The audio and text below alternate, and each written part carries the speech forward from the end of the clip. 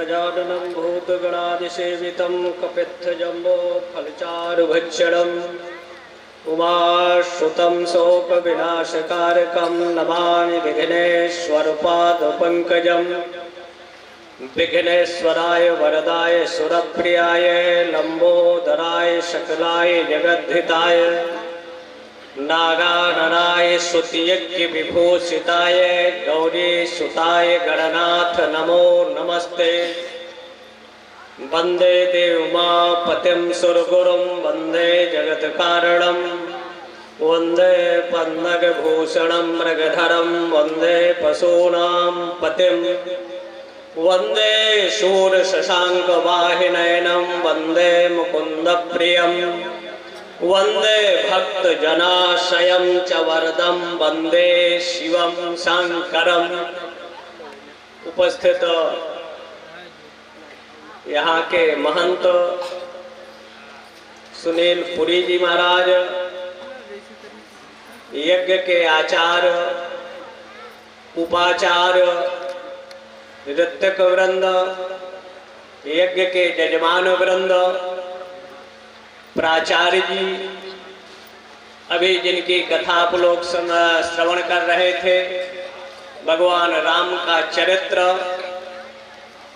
आस्था श्रद्धा भक्ति स्वरूपा माताओं, भगवत कथानुरागी सज्जनों, पत्रकार बंधुओं और आप सबके भविष्य बालक बालिकाओं, स्थानीय समाज की सेवा में तत्पर प्रधान वृंद, जिला पंचायत, ग्राम पंचायत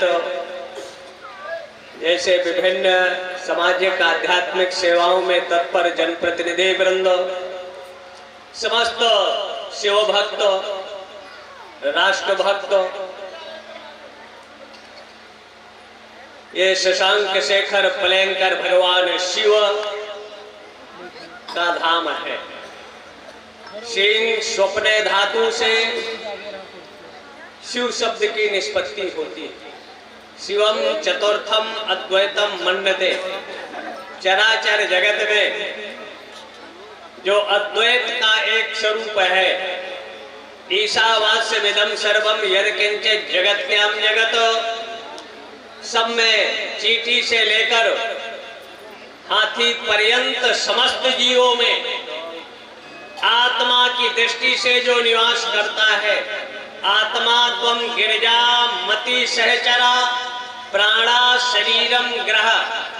भगवान शिव जो आत्म रूप में तुलसी के शब्दों में सिया राम मैं सब जग जानी, समस्त जीवों में वही अद्वैत स्वरूप परम सत्ता ईश्वरी सत्ता विराजमान है।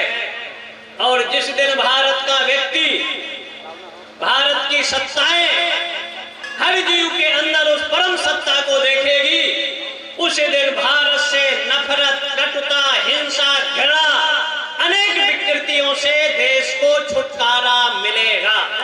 और इसका आधार है अद्वैत वेदांत। अद्वैत में द्वैत नहीं है, प्रपंच नहीं है, झगड़ा नहीं है। और यही कार्य 509 ईसा पूर्व आचार्य शंकर वैशाख शुक्ल पंचमी केरल के कलाडी गांव में तुंगभद्रा के तट पर, जिस समय भारत की 95% जनता सनातन संस्कृति का परित्याग कर अवैदिक मत के मतावलंबियों से संस्कारित होकर सनातन का परित्याग कर चुके थे।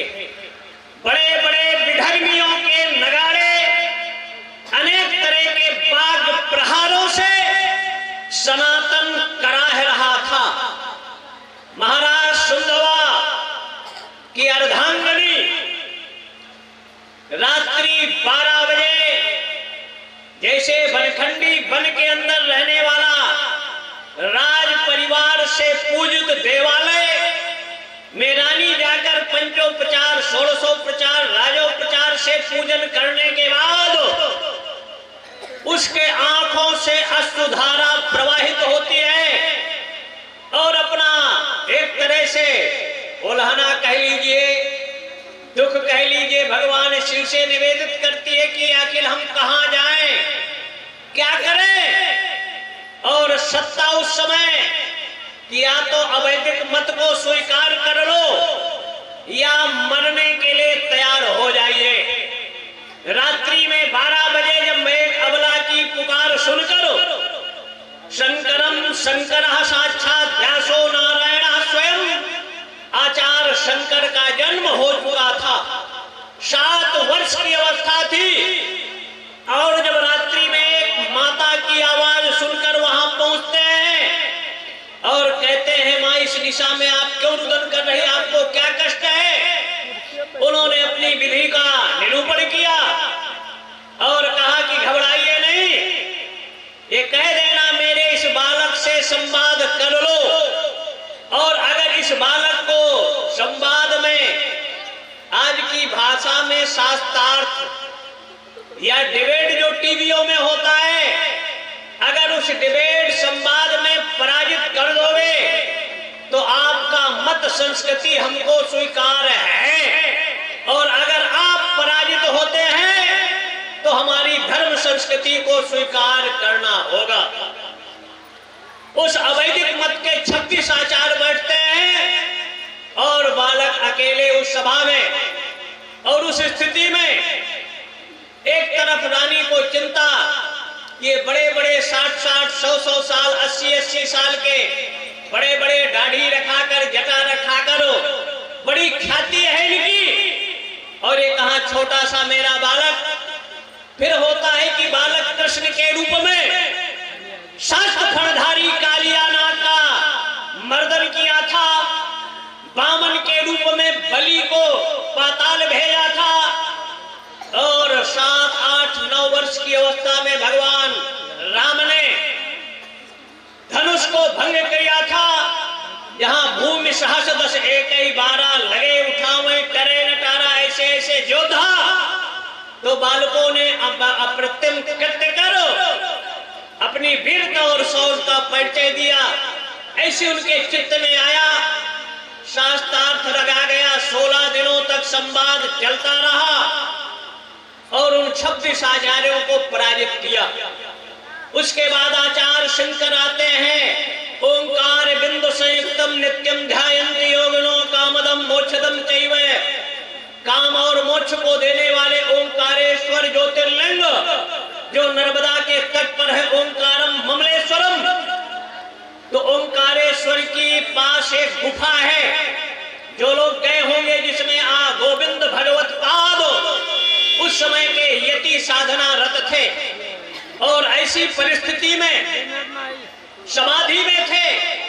नर्मदा में बाढ़ आती है, नर्मदा का जल गुफा में प्रवेश करना चाहा।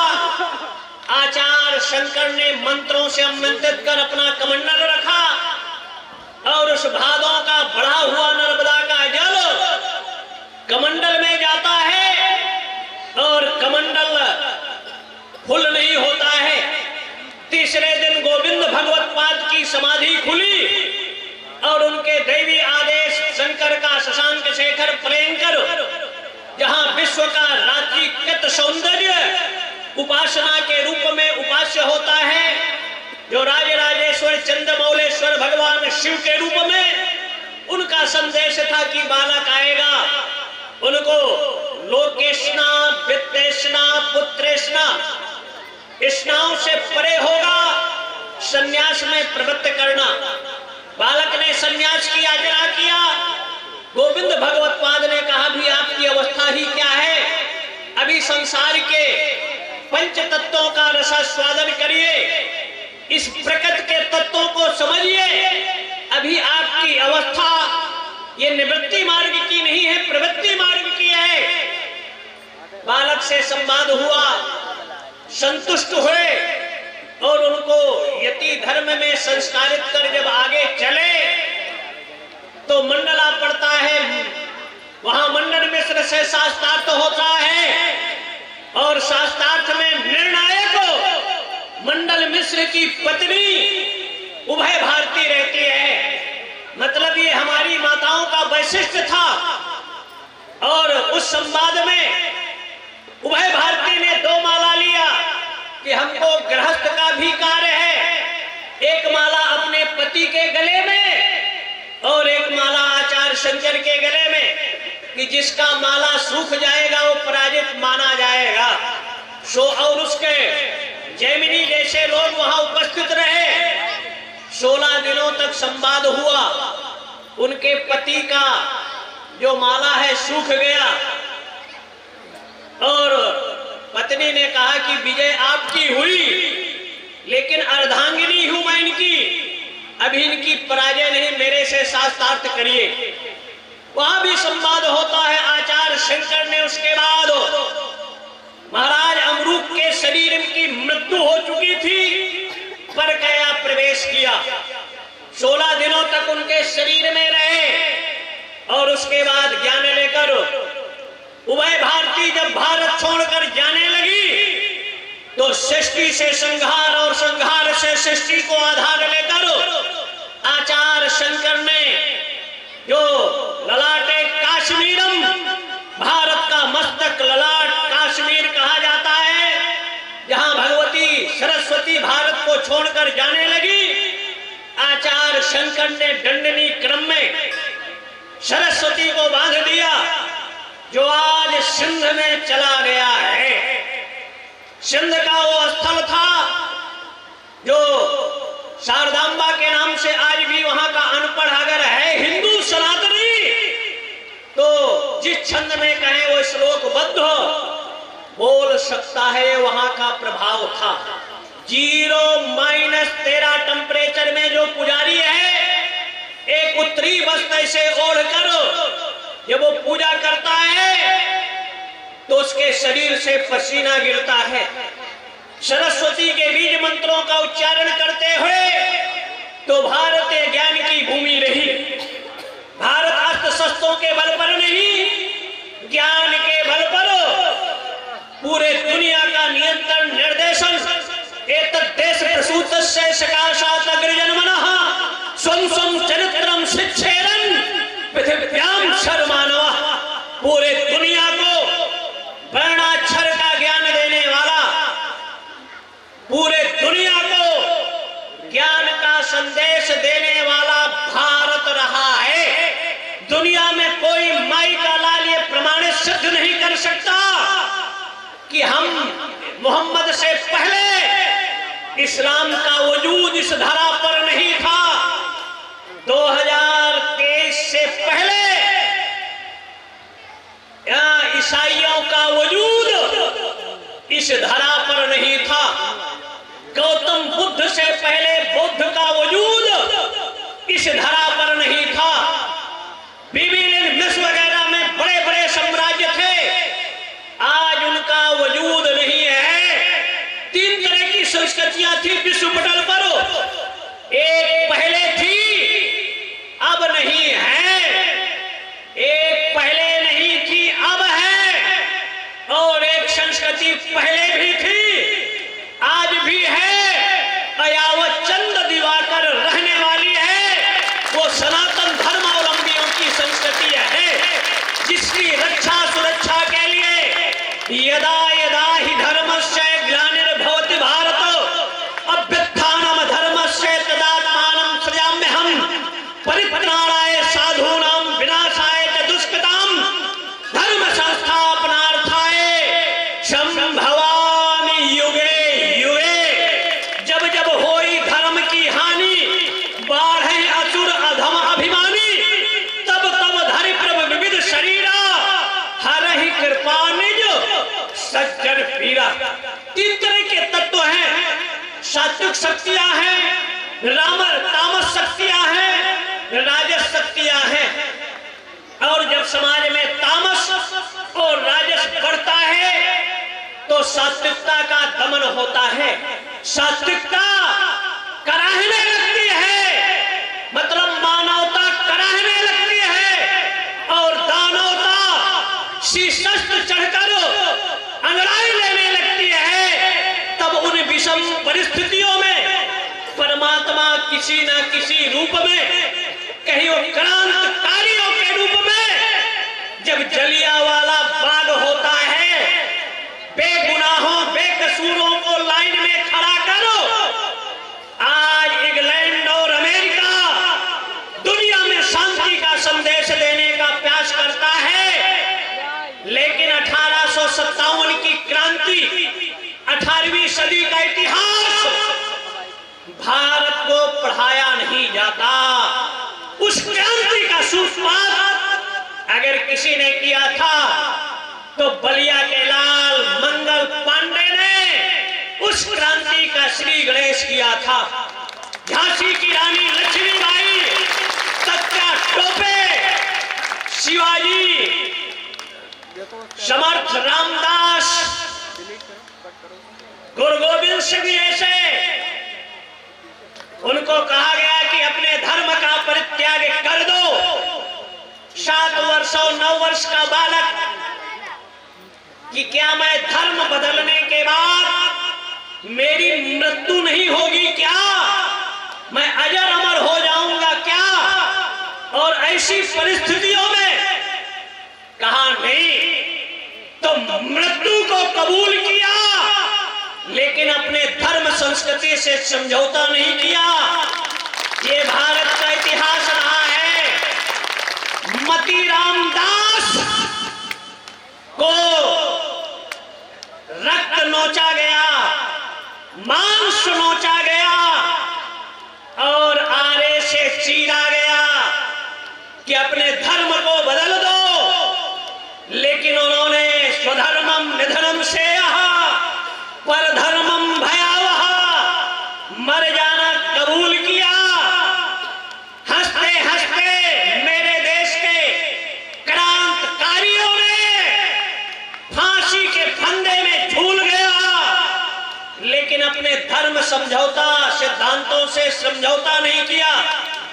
लेकिन आज विधर्मी भारत के संविधान को चुनौती देता है, वर्दी को चुनौती देता है, क्राइम और जराइम की दुनिया में रहकर यही कार कभी संहारक, कभी त्रिपुरासुर, कभी रक्तबीज, कहीं महिषासुर, चंडमुंड जैसे असुरों ने समाज में क्रांति मचाई थी, त्राहि त्राहि की, और सात्विकता वहां करा रही थी। ऐसी विषम परिस्थिति में उपासना का आधार बनता है, और आप अपनी साधना बढ़ाएं, उपासना बढ़ाएं, तप बल विप्र सदा बरियारा। तप और उपासना के बल पर हरदोई की भूमि पर हिरण्याक्ष हिरण्यकश्यप जैसे दुर्दांत पुत्र प्रहलाद को इतनी यातना देता है, नागों के बीच में जेल में काल कोठरी में बंद करता है, माता के द्वारा दूध में विष मिलाकर पान करने का प्रयास करता है, जलती हुई अग्नि में होलिका में जलाने का प्रयास करता है, लेकिन अरक्षितम तिष्ठत देवरक्षितम सुरक्षितम देवहतम विनश्यति। जिसकी देव रक्षा करता है, बाल न बांका कर सके, सब जग बैरी होए। प्रहलाद का बाल बांका नहीं होता। कि अगर कोई शक्ति है तो आपकी भक्ति की शक्ति है।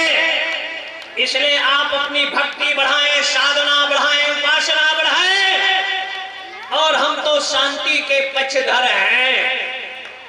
हम नाग पंचमी पर नागों को भी दूध का पान कराते हैं, और अगर नाग अपनी मर्यादा का उल्लंघन करता है तो हम सर्पेष्टि यज्ञ के माध्यम से, जैसे आपका ये यज्ञ चल रहा है, महंत जी जजमान यहाँ यज्ञ कर रहे हैं बनखंडी नाथ में, तो वहां हम आवाहन करते हैं उन नागों को जो विषधर, और ऐसा विषधर था कि इंद्र के सिंहासन से चपक जाता है।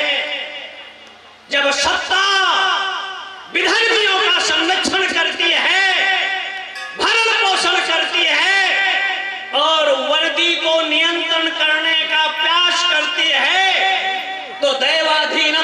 सर्वम मंत्राधीनश्च देवता, तिस धरा का ऋषि महर्षि परमर्षि, हाँ, ज्ञान के मार्ग पर तत्पर रहने वाले मंत्रों का अनुसंधान करते हैं।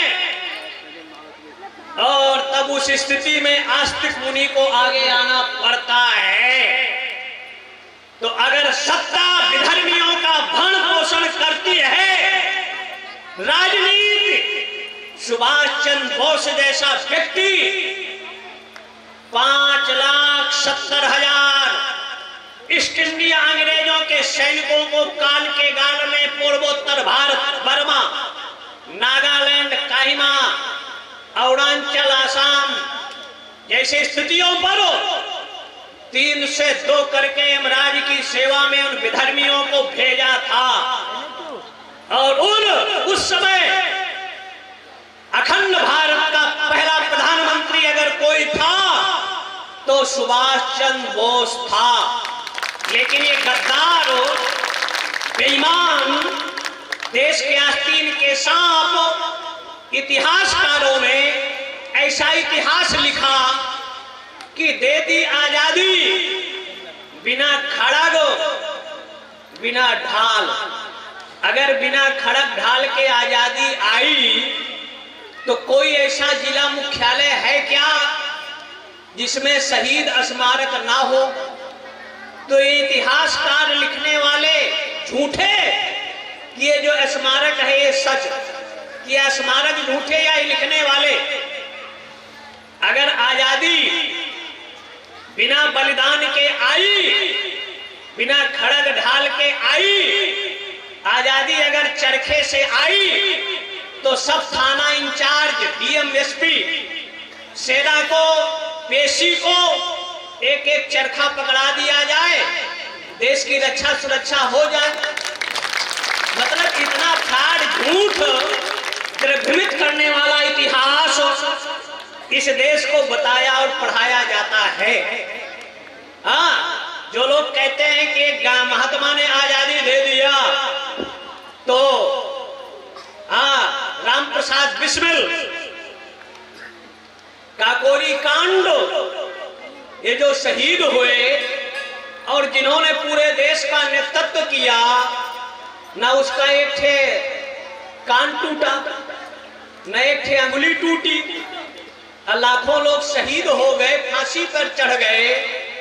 तो अगर उनके बल पर आई तो इतिहास को अगर सही ढंग से पुष्पित पल्लित किया जाएगा, इतिहास का परिमार्जन होगा तो भारत भारत रहेगा। भारत को कुछ बिगाड़ नहीं सकते। इसलिए अपने इतिहास को पढ़ने की जरूरत है, समझने की जरूरत है। भगवान कृष्ण बांसुरी भी बजाते हैं। आज जगह जगह भागवत हो रही, आप लोग सुनते ही होंगे। तो बांसुरी से नचाते भी हैं, और जब नाचने से काम नहीं चलता तो चक्र भी रखते हैं कि नहीं?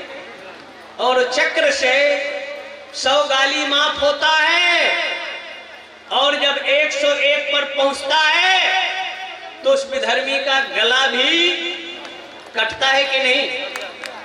लेकिन ये कथा में आपको नहीं बताएंगे। क्यों? हाँ, चूड़ी बेचने आया,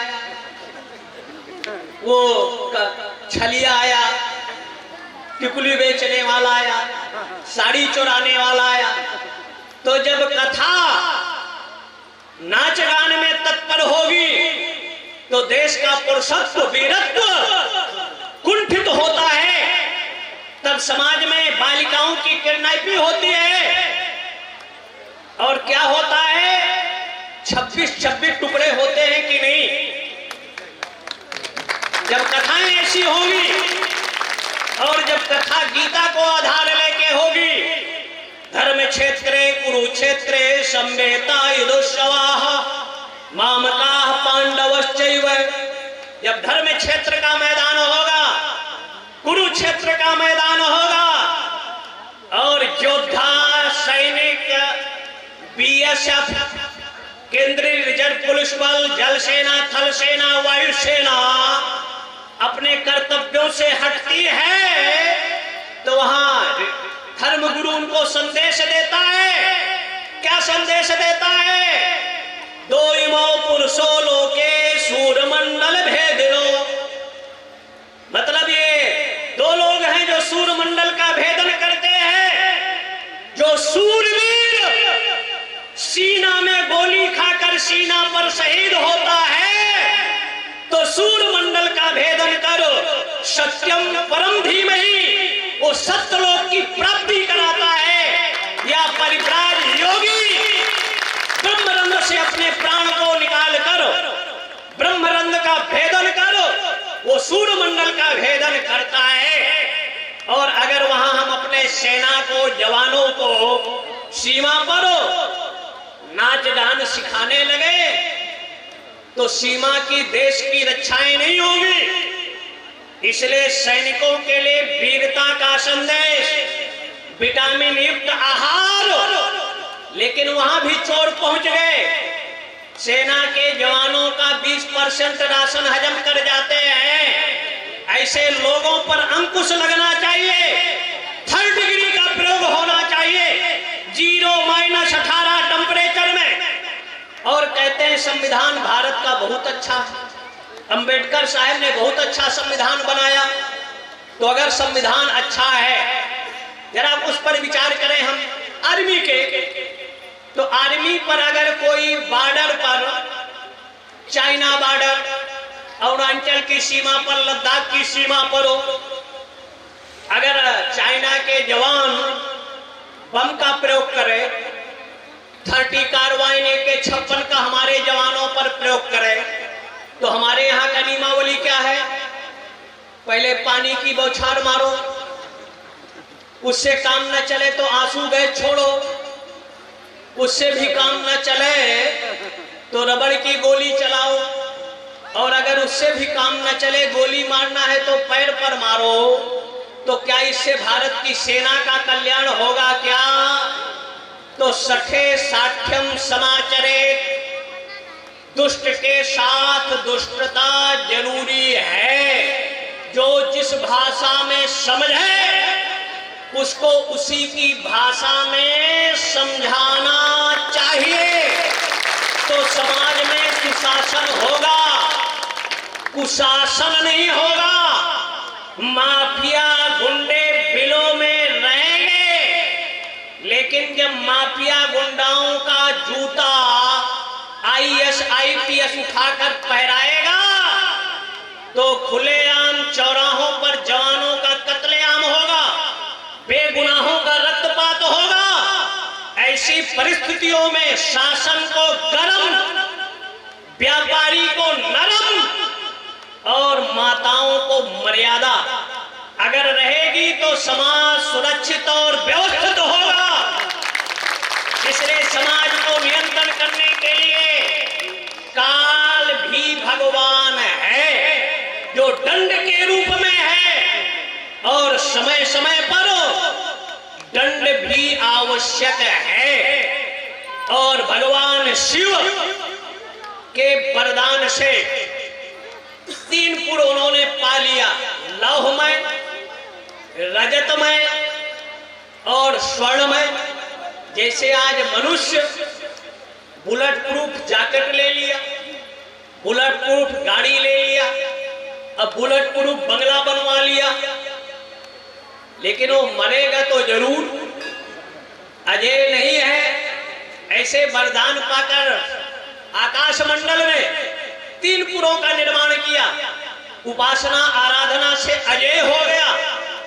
लेकिन तामसी और राशि प्रवृत्तियां समाज में तांडव नर्तन करने लगी, और उन विषम परिस्थितियों में, क्योंकि दक्ष के यज्ञ में भगवान शिव, अगर देखा जाए तो जब सत्ता का मद होता है तो शिव का अपमान करते हैं। भगवती जब बेटी जाती है, दक्ष की बेटी, तो प्रभुता पाहि काहि मद नहीं, अपने बेटी का ही तिरस्कार अपमान कर बैठा। तो सती ने अपने शरीर की योगाग्नि से उस यज्ञ कुंड में अपने को स्वाहा कर दिया। भोलेनाथ को खबर लगी, उन्होंने वीरभद्र को भेजा। नंदी भृंगी उनके रुद्रगढ़ गए और दक्ष का मुंडी को काटकर स्वाहा कर दिया, यज्ञ को विध्वंस कर दिया। दक्ष ने तपस्या किया, उपासना किया। भोलेनाथ प्रसन्न हुए और प्रसन्न होने के बाद दक्ष का यज्ञ संपन्न हुआ। तो यज्ञ राष्ट्र रक्षा के लिए भी जरूरी है, और अगर राष्ट्र के विनाश के लिए यज्ञ हो रहा है तो अभी व्यास जी चर्चा कर रहे थे कि राम का प्रादुर्भाव, जन्मादि का, खीरादि का वर्णन आपको कर रहे थे। तो राम यज्ञ रक्षक भी हैं और यज्ञ विध्वंसक भी हैं। विश्वामित्र का यज्ञ यहाँ संपन्न कराते हैं। लोकसभा, विधानसभा, नगर पंचायत या ग्राम पंचायत में राम प्रतिज्ञा नहीं करते। राम ने कहा प्रतिज्ञा किया, भुज उठाए पनकीन निश्चरहीन करहु मैं। विश्वामित्र के यज्ञ में निर्भय यज्ञ करो तुम जाई, निर्भयता के साथ यज्ञ का कार्य संपन्न करो। और जब विश्वामित्र का यज्ञ संपन्न होता है तो विश्व के आतंकवादी, उग्रवादी, naxalite, CIA, al Qaeda, Hurriyat, ISI घबरा गए और लंका तक में तहलका मच जाता है कि विश्वामित्र का यज्ञ संपन्न हुआ।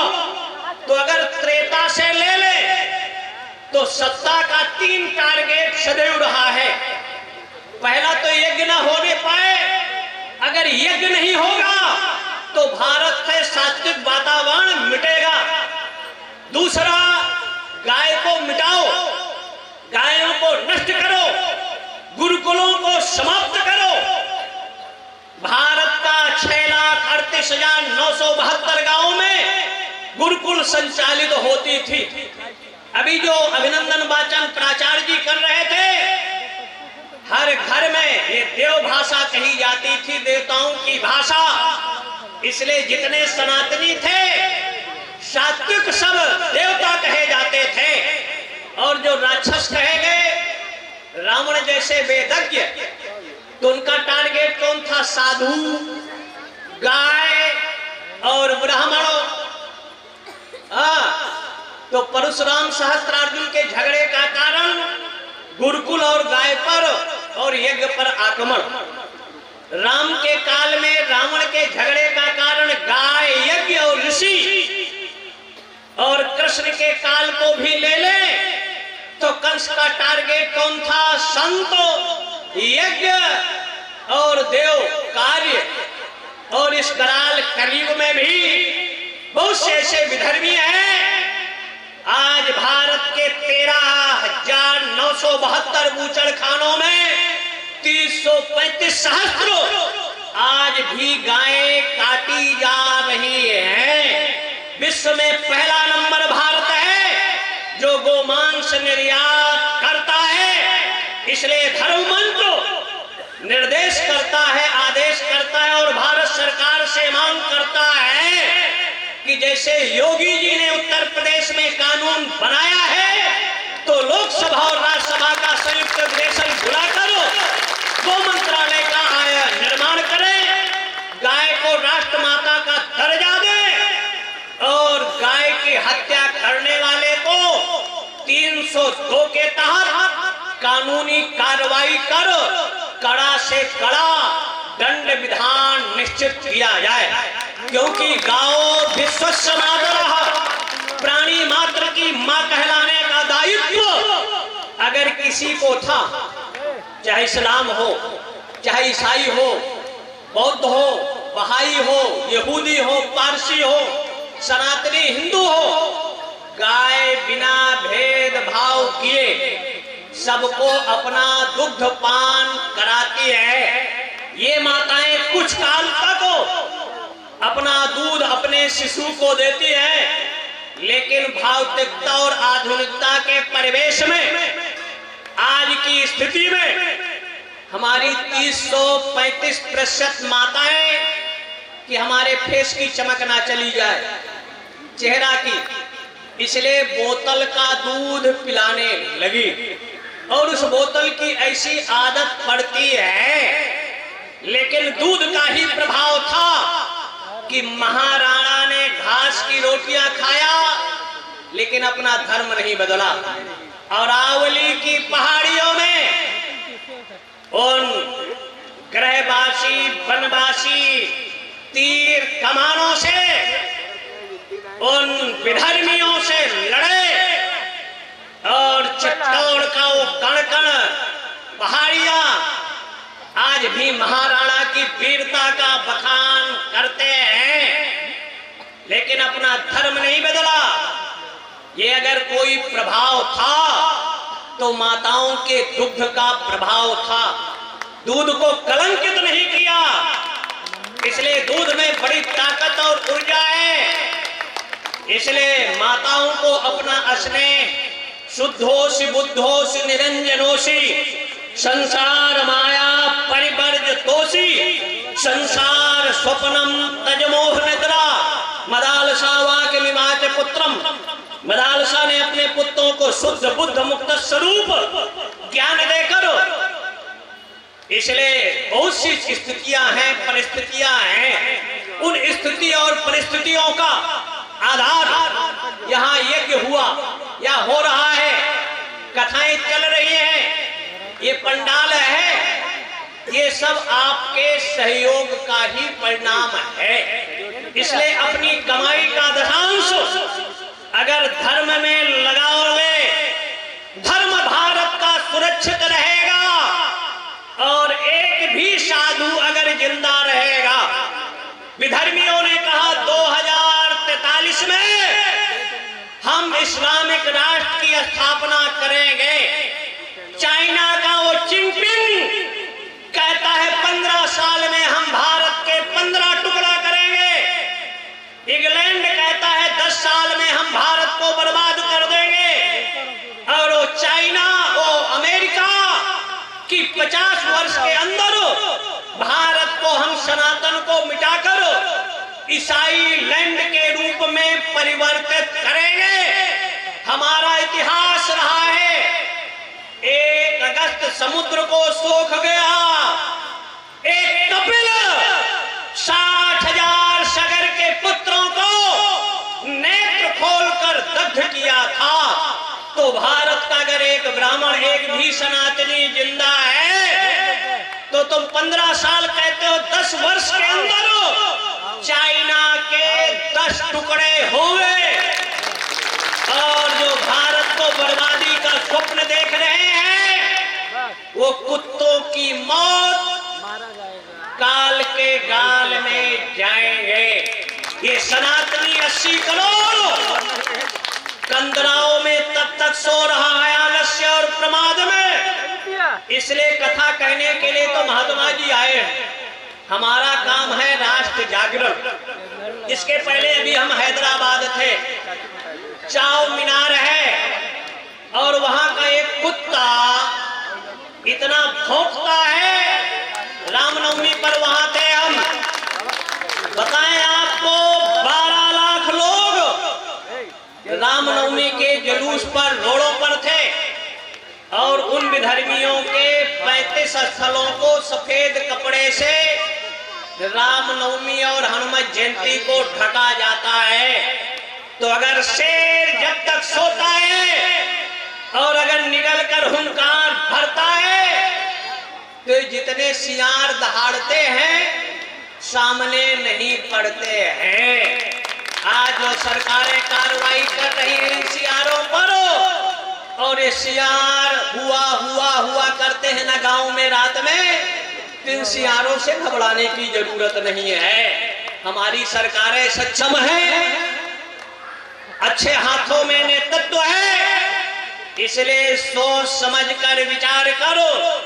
अपनी शक्ति का प्रयोग करने की जरूरत है। कहीं 22 दल, कहीं 24 दलों की सरकार होती थी, सरकारों को ब्लैक मेलर किया जाता था। मुस्लिम देश थे 3, आज वो बढ़कर 55 हो गए। और उसका जो सचिव है कहता है भारत इस्लाम खतरे में है। जितना इस्लाम के बंदे भारत में सुरक्षित हैं, वो 55 देशों में उतने सुरक्षित नहीं है। यहाँ सबको आजादी है। इस्लाम के आधार पर मजार की पूजा करने वाला इस्लाम का बंदा काफिर है।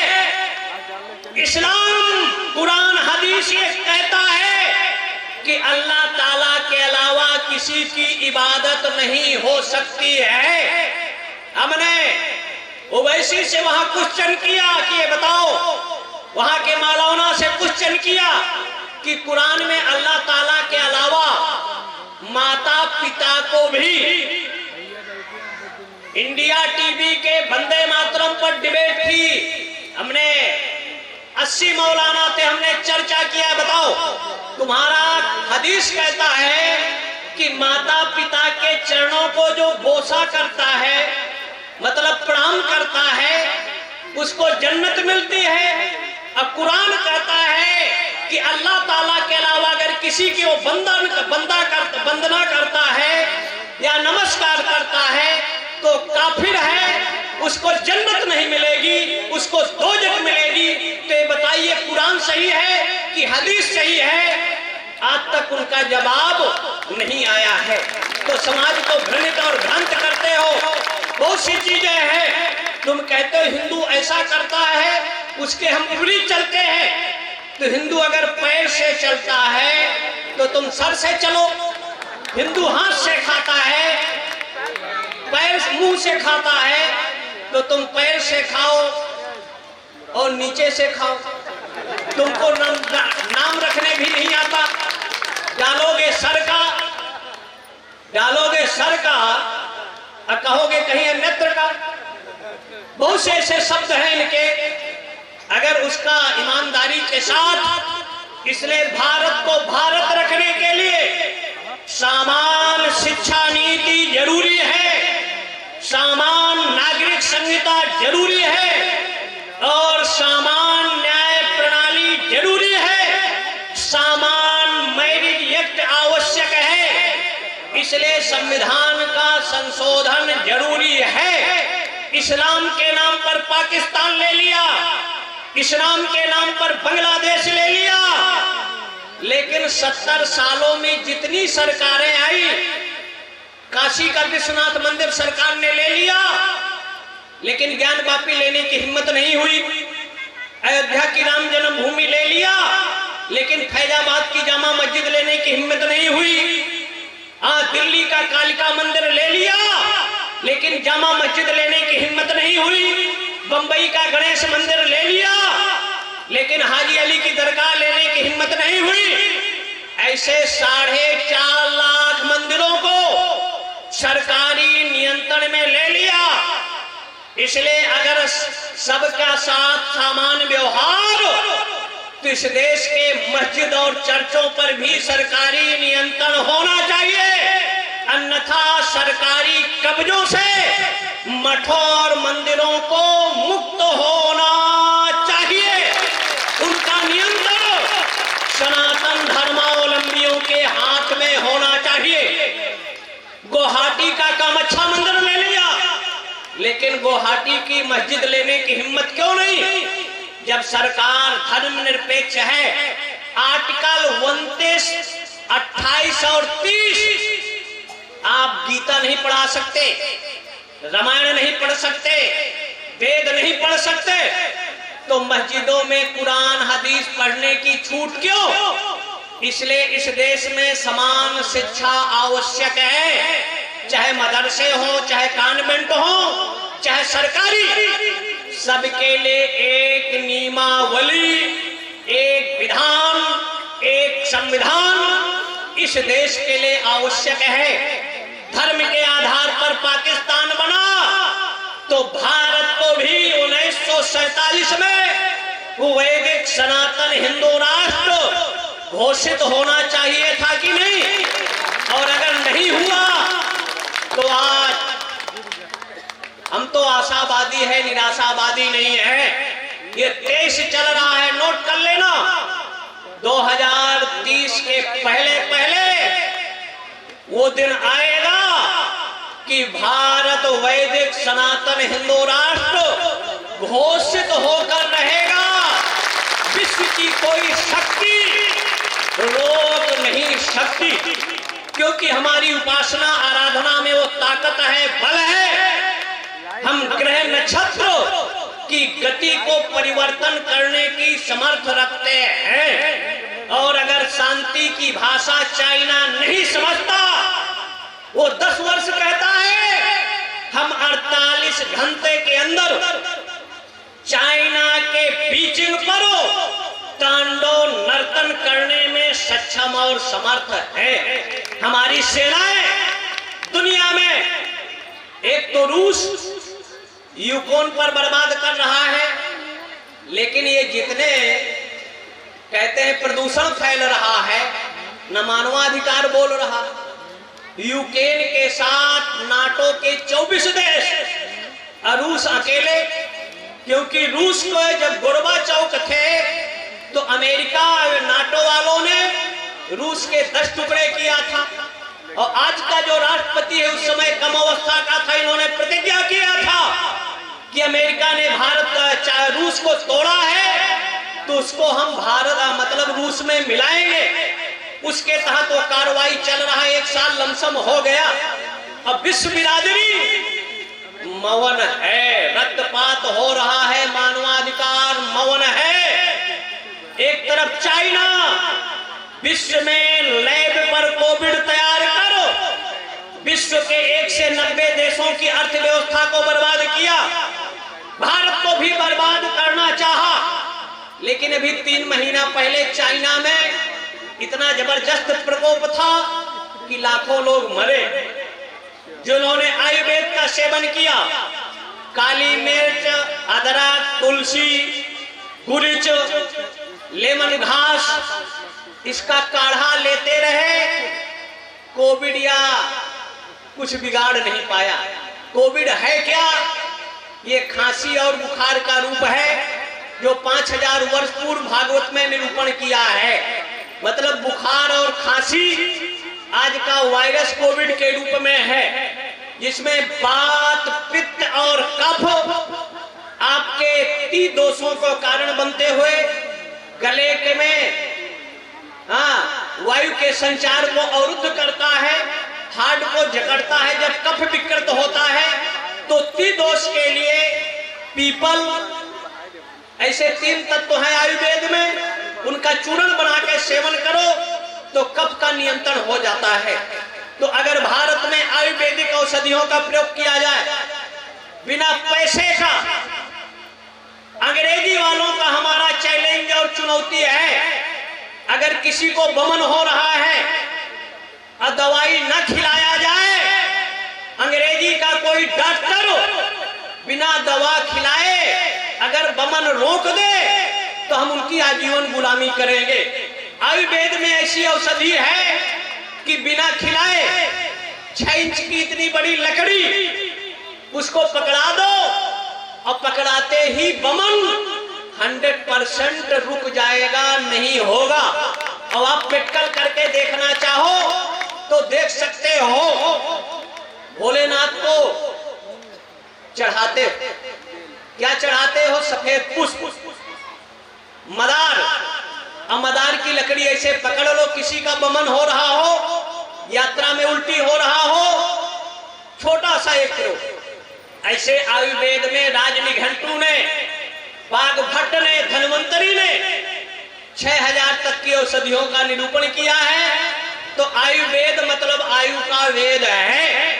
ये आपका यज्ञ चल रहा है, यज्ञ में 3 चीजें, यज्ञ देव पूजा संगति कर्णदानेषु। यज्ञ मंडप में स्वाहा, प्रवचन सत्र में वाहा, और जहां भंडारा आहा। ये 3 काम जहां होते हैं उस विधा का नाम होता है यज्ञ। इसलिए यज्ञ विखंडित, विभाजित, असंगठित समाज को एक सूत्र में जोड़ने का माध्यम है यज्ञ। भोलेनाथ समाधि में रहते हैं और जरूरत पड़ती है तो तीसरा नेत्र खोलकर भस्मासुर को दग्ध करने में देरी नहीं करते।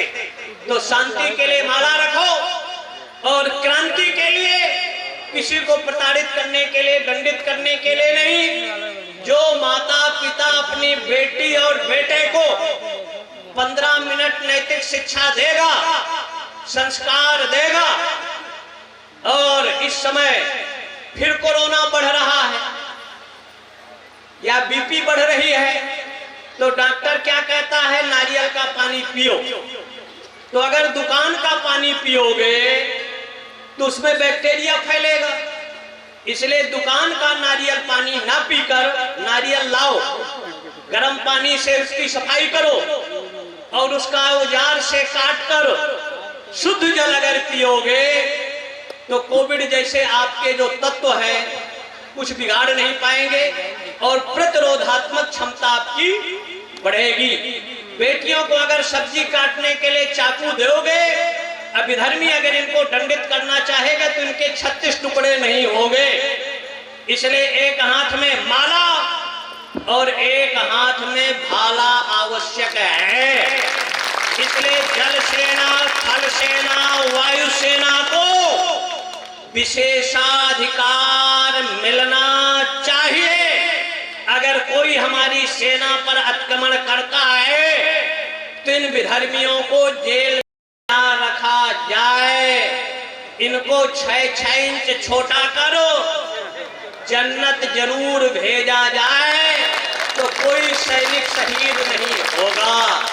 और जब सेना सुरक्षित रहेगी तो भारत सुरक्षित रहेगा। इसलिए शांति के लिए माला जपो, सब मिलजुल कर रहो, जाति के नाम पर, धर्म के नाम पर लड़ो नहीं, लेकिन 15 मिनट राष्ट्र का चिंतन मनन मंथन करो और अपनी कमाई का दशांश हमारे महंत जी का सहयोग अवश्य करो, जिससे यज्ञ होता रहे, भोलेनाथ का अर्चन वंदन पूजन होता रहे। और अपने घर में गाय रखो, शिखा रखो, तिलक लगाओ, भगवान विश्वनाथ, माता अन्नपूर्णा और दंडाध्यक्ष बाबा भैरव आप सबको शक्ति दे, समर्थ दे, आप अपने लक्ष्य उद्देश्य में सफल हो। 2 मिनट भगवान का नाम, श्री राम जय राम जय जय राम, श्री राम जय राम जय जय राम, श्री राम जय राम जय जय राम। धर्म की अधर्म का नाश मत करो। हम अपने शत्रुओं का नाश या पाकिस्तान चाइना का नाश नहीं चाहते, हम चाहते उनका भी उद्धार हो जाए, क्योंकि धर्म की उत्पत्ति हृदय से और धर्म की उत्पत्ति कष्ट से। इसलिए धर्म रहेगा, धर्म रहेगा, नाश नहीं, उनका उद्धार हो। अधर्म का प्राणियों में गौ माता की, भारत माता की, यज्ञ भगवान की, संत समाज की, भक्त समाज की, गंगा मैया की, राम जन्मभूमि की, कृष्ण जन्मभूमि की, बाबा विश्वनाथ की, हर हर हर हर हर हर। ओम शांति शांति।